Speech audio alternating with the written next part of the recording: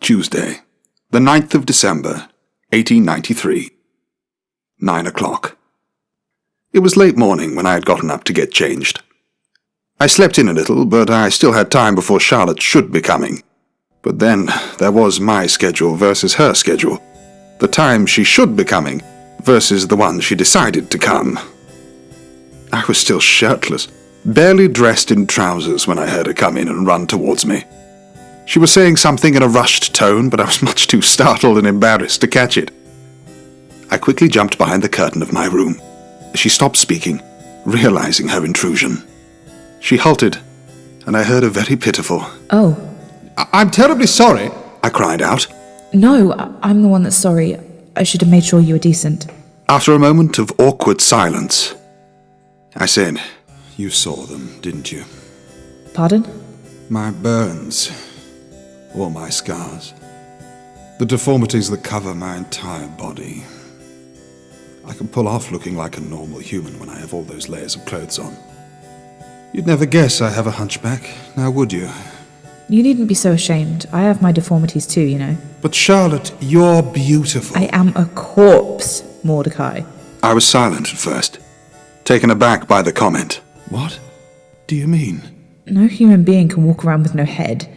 I was born dead. I had no heartbeat. I did not cry. I didn't even have the breath to cry, nor did I have a head attached to a body with lungs to have a breath. I was dead. I'm a walking, talking corpse, Mordecai, and you think you need to be ashamed.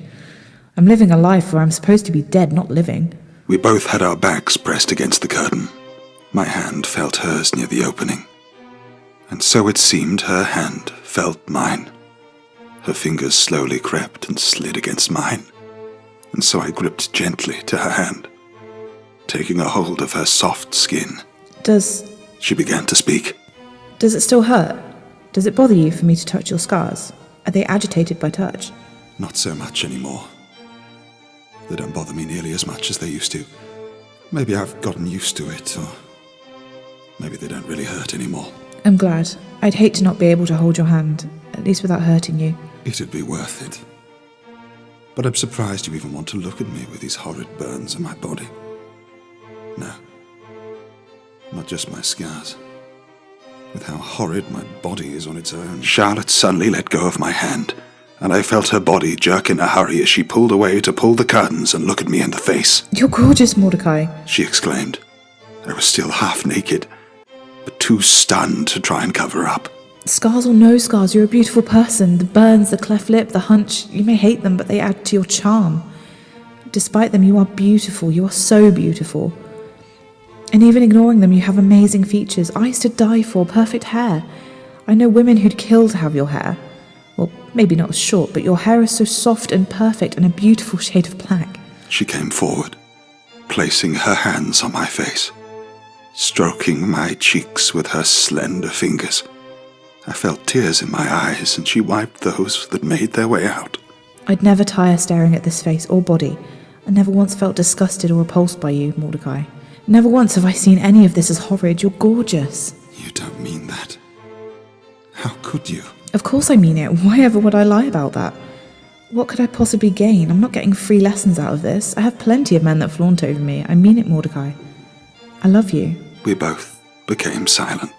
Your body, forget it.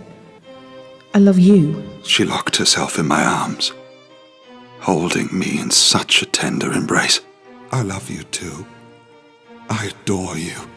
I held her so tightly back, forgetting how unclothed I was. What was it that had you in quite an excited state? Oh, Thaddeus came to visit me again. It sat by my side. Thaddeus really likes you. I cannot blame him. I really like him too. And the man who I met him through. I stared at her for a moment in my flushness until I finally remembered the state I was in. I should get dressed. Oh, yeah, yes, of course. I gave her a tender smile, and the striking woman shot me one back that was even warmer. I got dressed, and the two of us continued with our lessons, as always.